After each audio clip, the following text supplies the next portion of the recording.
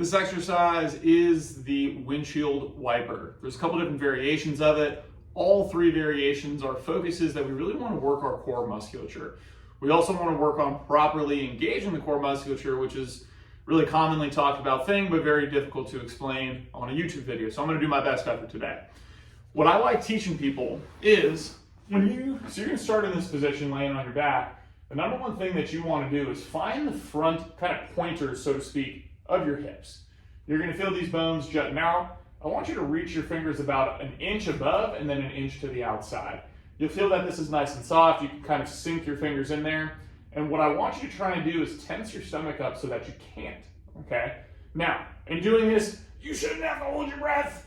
You should be able to keep some tension there and do this relatively easily. But if that's a challenge, that's a good place to start. The first variation that we're going to do is maintaining this pressure the entire time.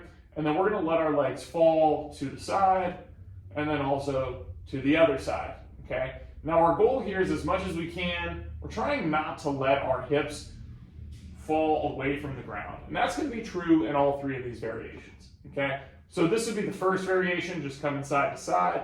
The second variation is going to be keeping that same focus here and then coming up and then doing the same thing.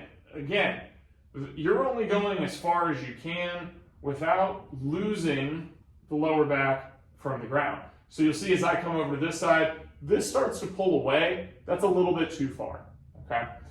Now, third variation, straight legs. This is the most advanced variation. We're just going side to side here. And again, our number one focus is that as you move side to side, you're not losing any contact from your back to the ground. Now, if you feel pulling in your spine or in your lower back, or even in your mid-back during this, you want to check two things. Number one, are you doing a good job of maintaining this tension here? Number two, are you going so far that you are starting to lose contact with the ground? If those are the case, regress back to the previous variation. So if you're doing this and you feel it with the straight legs variation, come back to this knees bent variation and try working it there before you then progress further.